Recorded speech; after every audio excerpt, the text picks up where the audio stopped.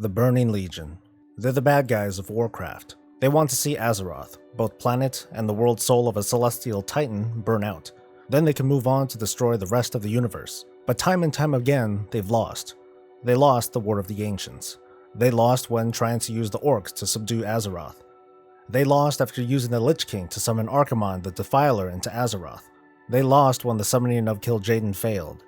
They lost when the resummoning of Archimonde failed. And now, in World of Warcraft Legion, they're poised to lose once again, starting with the death of Gul'dan, one of their top agents. And then there's the likely defeat of kil'jaden, and at some point, an interstellar trip to Argus, supposedly the seat of the Legion's power. But for all the Legion's setbacks and now their first defensive posture on Argus, can the Legion truly be defeated once and for all?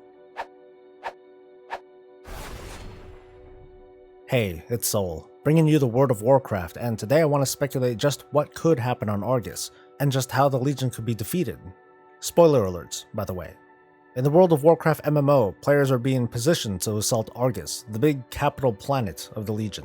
According to current lore, there are a few ways for people from Azeroth to get to Argus. One is by way of the Army of the Light, who's already on Argus. They're led by Turalyon and Illyria, famous warriors from past wars, and accompanied by God knows who else. Lothraxion, a Nathrazim, is part of this coalition, also called the Golden Army. He arrived with reinforcements at Netherlight Temple to help the priests and paladins there against Balnazar and a fierce Legion attack. Later, Lothraxion represents this army at the Paladin Order Hall.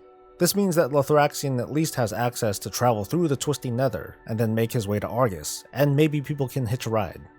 Another way is through using the Exodar, the hijacked ship used to travel, or well, more like crash, into Azeroth. Velen told his people to prepare the ship for a return home to Argus, which sounds like total suicide. But after he was tricked and kind of sort of took a part in killing his own son, we can say that Velen is, if nothing else, extremely motivated. Then there's Illidan, who, based on the Illidan book, established the link from Outland to Argus, and almost literally right near kil'jaden's seat of power is. It's hard to tell just how potent of a portal can be created through this link. It took the sucking up of an army's worth of souls to open a portal to another Legion-held world. There's no doubt that if this method were to be used, a different source of power would be needed, at least one that Illidan's new allies would agree with. The Legion is invading Azeroth, and its defenders are looking for the Pillars of Creation to sever the link to wherever the Legion's forces are coming. But who's to say that it's a one-way road? It may be possible to travel to Argus through this already established mechanism by using the Pillars. This seems like a long shot, because in Warcraft's history, traveling through gateways and portals has always been a two-way street, requiring cooperation from both sides, and it's not likely that friendlies are on the other side of this gateway. Finally, there's the Scepter of Sargeras, which allowed Sargeras to send a piece of himself to Azeroth. This weapon is possessed by the current leader of the Council of the Black Harvest, who just might look like this. But this basically means that the wielder of the scepter can either travel anywhere they want, or can transport a certain amount of mass or energy where they want. So in the context of the World of Warcraft game, players will travel there through one or more or all of these means, land on Argus, and probably kill tons and tons of demons. The ultimate goal is to stop the Legion, preferably once and for all. But here's the thing, is it even possible? We have to look at the Burning Legion not as a simple force of destruction, but a massive, intergalactic organization with vast resources spreading across probably a good chunk of the universe. The Legion is led by Sargeras, a planet-sized, godlike being once known as a Titan, but later went turncoat and became corrupted by the very thing he was supposed to stop, and now he leads them. As evidenced by the Chronicles books, Titans are immensely powerful and set on the ludicrous side of the power scale. So much so that their direct interactions to a planet are likely to cause lasting, permanent damage. The Chronicles books detail that the Titans are too powerful to interact with a planet directly. The Pantheon, the crew of good Titans, created the Titanforge constructs to do work for them on a planet's surface. Sargeras was never known to create Titanforged in his heyday, but currently he either empowers or orders his Legion around instead.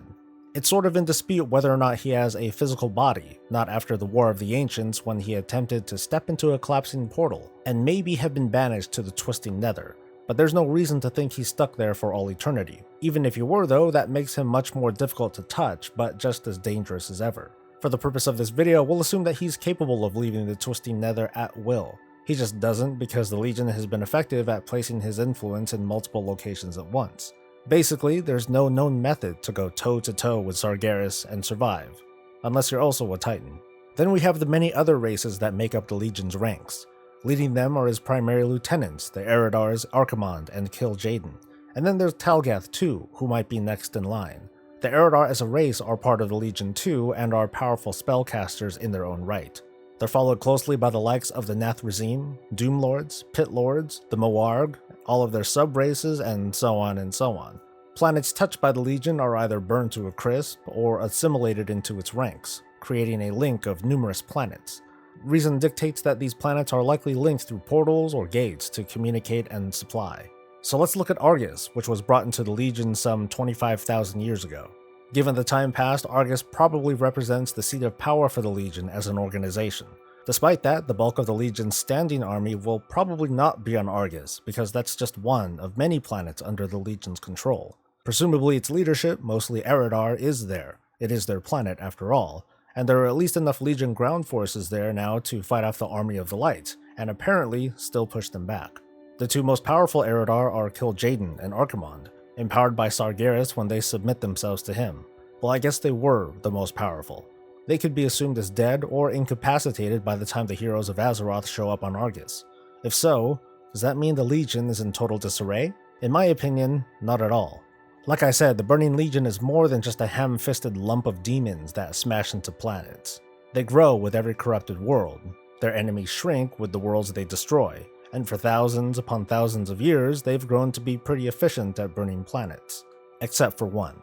Taking out Archimonde, which still hasn't quite been confirmed, does deal a blow to the Legion's organization. After all, he was their primary field commander. But it doesn't mean that anyone else can't take up the reins. For example, kil'jaden orchestrated many of Azeroth's invasions, including this most current one. If kil'jaden is defeated or outright killed in the coming months, this deals possibly a greater blow to the Legion's ability to strike, but probably doesn't affect its ability to defend itself. To say that only 2 Eridar were worthy of the Dark Titan's blessing is a discredit to the Eridar as a race. You can bet that there are other Eridar eager to take up the reins as chief lieutenants of the Legion, and since the Eridar are part of the most current invasion force, I'd speculate that, as a race, there's a very high population of them. Talgath, for example, was the one who located the Draenei on Draenor many years ago, and has ambitions to serve more directly under Sargeras. The current openings, thanks to Legion's events, may give him that chance. So what then? It appears that chipping away at the leadership may slow the reaction time of the Legion hierarchy, but it doesn't get us any closer to truly defeating the Legion, because there's the impenetrable wall of Sargeras that just isn't an option to deal with. The next option is to go around Sargeras and disrupt the mechanisms behind the Legion's infrastructure. I said earlier that the Legion is an intergalactic organization. An effective way to combat that is to mess with all the things that keep the Legion organized. That means disrupting their networks of portals and records. In the Illidan book, Illidan did in fact do this when he was finding out how to get to Argus. Once he retrieved the records detailing the location of Argus, he detonated the energies used to make his way there, and pretty much shattered the planet, which happened to be the Nathrazim's homeworld. However, most of the more notable Nathrazim show up in Legion, so we can't say for sure if their homeworld blew up or just shattered like Draenor did. The world of the Dreadlords is heavily affected by magic, so maybe magic is keeping the world mostly intact. Or since the Legion seems to be a constantly active machine of destruction, maybe all the important Nathrazim are always deployed somewhere. Assaulting strategic Legion outposts is probably effective though. Actions similar to Illidan's will need to be done to either retrieve information, take out entire Legion worlds, or both. Actually, Argus itself may house the greatest troves of information that, if it fell into the hands of the Army of the Light, could expose weaknesses in the Legion's organizational structure. Or Argus is so critical to Legion communication that it's better to just use a means of traveling to Argus and causing another portal destabilization, or to just plant a giant bomb. In the world of Warcraft, players have been told that they'll travel to Argus though, so for now it seems that the planet won't be turned to dust. But if it's not to be immediately destroyed, that means there's something the heroes of Azeroth want from there before they do that. That could also mean Argus is ultimately a trap set by the Legion, or maybe just set by Sargeras. There might be a cost benefit for Sargeras to just destroy Argus while Azeroth's greatest champions and the Army of the Light are there. Maybe the Legion is just buying time, toying with the Army of the Light to tempt others to join the fight, and then boom, Sargeras cleaves the planet in two. Strategically, the Legion has almost every advantage because of their sheer numbers, resources, and the overpowered Dark Titan. But Sargeras needs Argus, just like he needs the Legion. As strong as he is, he can't project his full power in two places at once. I suspect Argus is a central hub of communication and transport for the Legion, making this vast network both a strength and a weakness. In fact, Argus is probably the singular most strategic point for the Burning Legion's advance. Without Argus, the network that supports the Legion will destabilize and perhaps isolate the Legion's armies within its individual planets. If there's a way to possibly infect the connection between Argus and the Legion worlds connected to it, which I presume is all of them, a super crazy magic spell could cause a sort of chain reaction from Argus that destroys or at least cuts off all of the Legion-held worlds. That should be enough to cause absolute chaos within the Legion's ranks. Isolation leads to confusion, confusion leads to infighting and insurrection and eventually destruction. That's what I theorize, at least. But even with all the demons out of the way, does that mean Sargeras is vulnerable at all? According to Chronicles, Sargeras was able to defeat the pantheon of titans with only the demons he had on hand, which did not include the Eridar at the time. A broken sword, a lot of fellfire, and really big balls. Not only that, but even though his demons were decimated in the battle, they're still around. Their apocalyptic battle warped reality and darkened the stars. This is a being who fought in a battle that destroyed entire planets and stars, and he still won. The only known things capable of defeating Sargeras in a straight fight would be the Void Lords, a Void Lord corrupted Titan, and Azeroth itself, whose awakening would also probably mean killing everyone on its surface. And none of these factors can be influenced in any known way but time. So even if we totally disabled the Legion's ability to function as an organization, Sargeras himself would still wipe us off the map, body or not. In the event that his entire Legion is incapacitated though, Sargeras then has one of two choices. One is to re-establish the Legion, restore communications and supply lines between his worlds, and find some new middle management. The problem there is that if by this time the Army of the Light is still around, there'll be a force that can continually harass Sargeras' efforts. And the other option is to refocus his efforts to travel to Azeroth himself, adding in whether or not he has a body. We can only speculate that while Sargeras does know the location of Azeroth, it's really, really far away. Remember, the War of the Ancients was over 10,000 years ago, and that was around the time when Sargeras realized that Azeroth contained the world's soul. Sargeras should be motivated enough to want to go there himself to destroy Azeroth, but it took 9,000 years before he actually did something. This implies that Azeroth is so far away from both Sargeras and the standing armies of the Legion that he'd rather wait for well over 10,000 or more years to hatch a new plan than to travel directly. Unfortunately, incapacitating the Legion's means to travel to Azeroth is probably the best case scenario at the moment. This will be done by using Argus as a focal point to launch a simultaneous attack on every Legion world. Azeroth's heroes and the Army of the Light, with all their efforts, can only hope to delay the arrival of the Dark Titan.